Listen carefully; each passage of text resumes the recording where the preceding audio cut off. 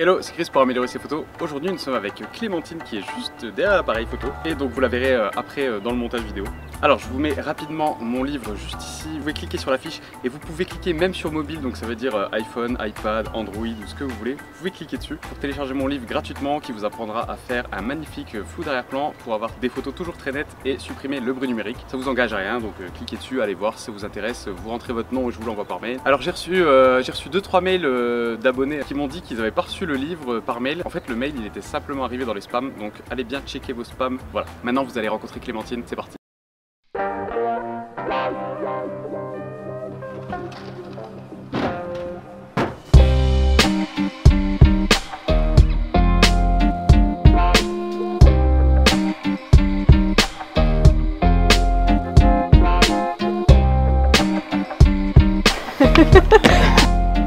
C'est parti. 20 minutes. Non, je me sens de dos, tu vois, j'aime pas. Alors, nous sommes avec Clem. On est posé dans ce magnifique skatepark. Et comme Clem, elle et la photo, c'est une grande histoire d'amour, d'après ce que j'ai compris. Eh bien, on va lui poser quelques questions en tant que modèle. Présente-toi, hein, comment tu t'appelles, quel âge tu as, qu'est-ce que tu fais dans la vie, qu'est-ce que tu aimes, voilà. Dis-nous tout. Je suis. Dis-nous tout.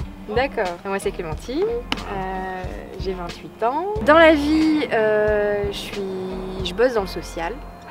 Et à côté de ça, eh ben, j'ai un amour pour l'art, pour la danse, pour la musique et pour la photo. Depuis une bonne dizaine d'années. Et ouais, du coup, ça fait une bonne grosse dizaine d'années que j'aime la photo et que je me nourris des inspirations. Voilà. Très bien. Donc j'ai cru comprendre que ton père, il était photographe aussi. Non, Ah, okay. du tout. Il aimait ça. Mais tu lui as piqué un... Il me l'a offert. Ouais. Ouais. Il m'a offert son... Canon AE1. Ouais. Tadam. Mon papa il faisait de l'argentique quand on était petite et il développait les photos à la maison. Ouais. Donc c'est chouette de pouvoir continuer. Alors effectivement les 4 premières vidéos que j'ai postées, elles sont comment utiliser le mode manuel. Ouais. Mais la philosophie que je vais essayer de donner, c'est justement ne vous embêtez pas. Ah. C'est juste pour comprendre l'exposition, l'ouverture, la vitesse, etc. Mais après pour moi, quand tu comprends, après, il faut pas se dire bah ouais mais j'ai compris donc je fais tout en manuel. Tu fais une photo dans la rue, il y a une scène un peu marrante. Tu veux la prendre tout de suite. Jamais tu as le temps de faire tes réglages. Voilà, donc c'est tout, mets-toi en mode prio-ouverture, voilà. Donc, on va poser la question plutôt dans le sens, comment est-ce que tu as commencé à poser pour des gens Oh là, alors là je vais avoir l'air d'un dinosaure. Ça a commencé sur MySpace. Ah oui. Donc j'ai l'air vraiment d'un dinosaure. En 82. C'est ça. Ouais. Non, en fait, ouais, à l'époque, je commençais déjà à suivre des photographes par le biais de MySpace. Et j'ai eu une première proposition comme ça de shooting par un photographe à l'époque. C'était il y a 8 ans, je crois, un truc comme ça. Ouais, je devais avoir à peu près 20 ans.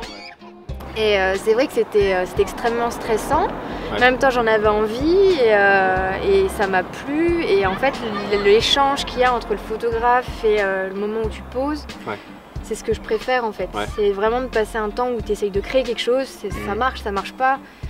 Mais tu t'en fiches quoi. Ouais, je comprends. Bah, un peu comme moi aussi, un peu ce qu'on a fait tout à l'heure. Je sais pas si je mettrai quelques photos dans le montage, mais il y a des trucs un peu what the fuck. Là du coup je sais que je peux mettre là pour le coup dans les escaliers et tout, voilà. Donc du coup voilà, t'as commencé modèle sur MySpace, quelqu'un t'a fait une proposition et après c'était parti. Après t'as pris un peu goût à ça. Et qu'est-ce que t'aimes bien du coup là-dedans? Mais bon, t'as déjà partiellement répondu, mais si tu veux développer un peu. Qu'est-ce que j'aime dans quoi? Dans le fait de poser ou dans de poser, ouais, plutôt. De poser. Ça permet un peu de transmettre. Alors je pense qu'il y a différentes raisons pour lesquelles tu poses. Moi dans la mienne pour le coup c'est vraiment l'aspect créatif. Ouais. C'est que j'aime faire partie d'un moment de créativité. J'aime pouvoir aller des fois jouer des personnages, des fois être naturel. J'aime bien créer quelque chose. C'est vrai que c'est pour ça que quand on avait discuté, par exemple, moi j'ai du mal à faire un shooting photo si le photographe il a déjà toute son idée dans sa tête et il me dit j'ai besoin de toi comme modèle photo, mais dans le sens de modèle photo comme on pourrait le penser en peinture, en sculpture. C'est-à-dire que j'ai besoin que tu sois un outil pour que moi je puisse... objet, et pas objet dans le sens péjoratif du terme, genre que je peux tout à fait comprendre. Objet, quoi. Voilà. Dans la peinture, dans la sculpture, tout ça, on a besoin d'un modèle pour pouvoir après travailler son idée. Moi, je sais pas. Tout comme tu as besoin d'un fond et d'autres choses. Voilà, exactement. Ça, moi, c'est pas que je sais pas le faire, mais c'est que j'ai pas trop de plaisir. Parce que dans ce cas-là, en fait, je participe quasiment pas. On me dit bouge comme ça, je bouge comme ça, bouge comme ça, et je sais pas pourquoi on me demande de bouger comme ça. Tu participes pas au processus de création, non. quoi. Et ça me manquerait. Ok. Donc t'aimes bien créer à partir de rien, trouver, avoir des idées qui te viennent comme ça. C'est ça. Toi, est-ce que tu as une philosophie en tant que modèle? Peut-être pas. Je sais qu'il y a des filles même des hommes, qui réfléchissent pas à ça, tu vois. Ils se disent juste, j'aime bien faire ça, je sais pas pourquoi j'aime bien, mais j'aime bien, donc je le fais et je me pose pas de questions. Moi, en tant que photographe, je me pose ces questions, pourquoi est-ce que j'aime photographier? Et après, je cherche les récurrences qui sont tout le temps dans ma photo et j'essaie de les analyser. Et du coup, de faire ça, parce que je sais que ces photos-là, elles ont marché et que j'ai aimé les faire, donc je pousse pour aller là-dedans. Est-ce que toi, tu as réfléchi à ta démarche en tant que modèle, au sens que ça peut avoir, tu vois? Après, je sais qu'à mon niveau, je vais jamais aller vers quelque chose qui me plaît pas. Je suis incapable de me forcer à faire quelque chose alors que j'y vois vraiment pas l'intérêt. Avec le Tumblr, c'est vrai que pendant pas mal de temps, je me suis plongée dans plein d'inspirations, j'ai accumulé énormément d'inspiration photo, et puis à un moment donné, tu te dis, c'est dommage de pas réussir à pouvoir transmettre au moins un minimum de ce qui t'inspire dans ce que tu fais. D'être toujours en train de regarder ce que font les autres en se disant c'est génial, et puis de pas 2 secondes essayer, ne serait-ce que essayer, ça marche pas. Après, ce que je me dis aussi, c'est qu'en tant que modèle, il faut faire attention, c'est qu'on est comme on est, et non, je suis pas une grande blonde mince. Et d'ailleurs, du coup, il y a des photos, ça marche avec. J'ai aussi cet œil-là de me dire telle composition, ça marcherait tellement bien avec une fille hyper grande, hyper fine. Voilà. Et du coup, il faut se dire, on est son propre outil. Donc, je suis comme ça. Et du coup, j'ai tendance à prévenir les photographes à l'avance. Parce que les photographes vont peut-être regarder mes photos et penser, m'imaginer. Elle est super grande. Elle est grande, elle est fine, elle est machin, elle est bidule. Concrètement, je fais 1m60, comme quoi on peut poser et se faire plaisir sans être forcément un mannequin. Et puis je pense que c'est important surtout d'être fidèle à ce qu'on est, de ne pas se forcer.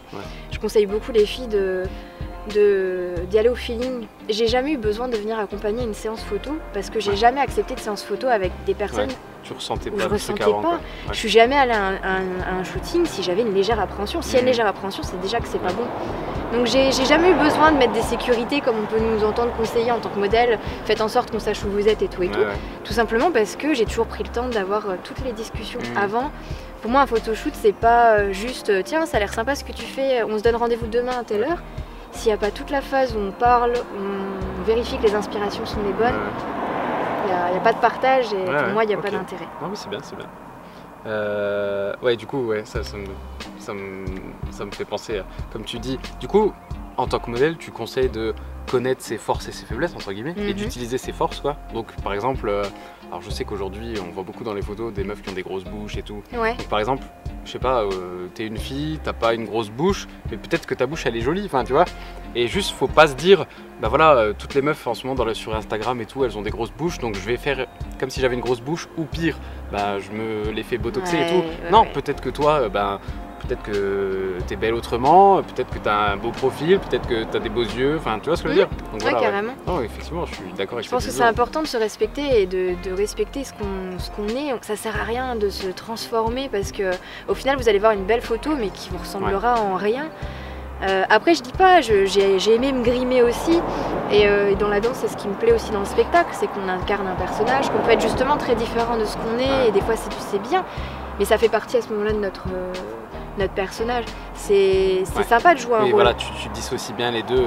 Tu sais quand est-ce que tu es quelqu'un d'autre, entre guillemets, ou tu interprètes quoi. Exactement. Et quand est-ce que tu es toi-même quoi. C'est vrai qu'après je trouve qu'il n'y a rien de tel aussi que de s'accorder une séance photo lumière naturelle.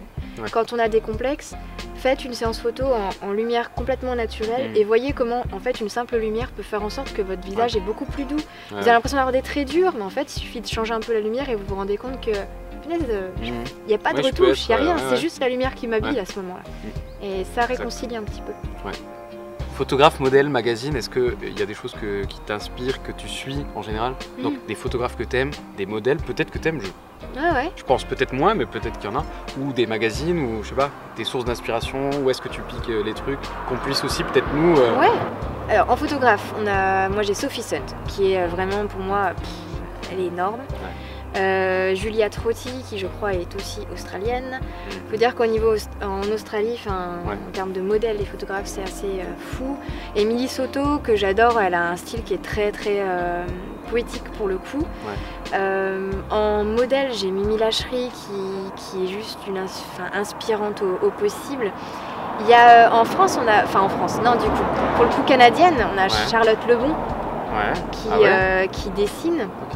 Qui est hyper connue pour avoir fait la météo, mais qui pour le coup c'est une artiste dingue. Je connaissais pas, tu vois. Donc il y a beaucoup de monde et pour le coup j'utilise beaucoup le média Instagram pour suivre tout ce monde-là.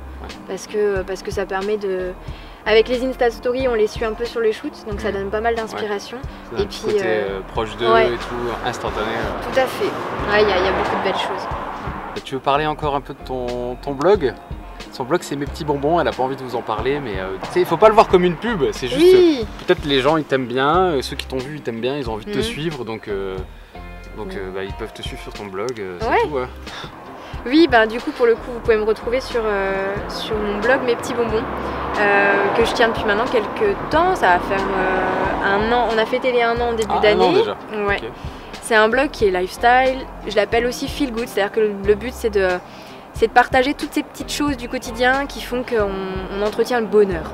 Donc ça parle de beauté, de mode, de photos, de télé, de tout ce que vous voulez, de la vie du quotidien, mais sous un œil un petit peu léger, avec des billets d'humeur que j'aime bien. Puis personnel aussi quoi. Oui, pour le coup c'est un blog personnel. Si cette vidéo vous a plu, vous pouvez mettre un petit pouce bleu ou vous abonner à la chaîne juste là. Chris vous a aussi fait un livre, il serait content que vous le téléchargiez parce que franchement il m'en parle beaucoup. Alors on clique et on télécharge, merci. À bientôt. Non mais t'es beaucoup trop près, c'est horrible.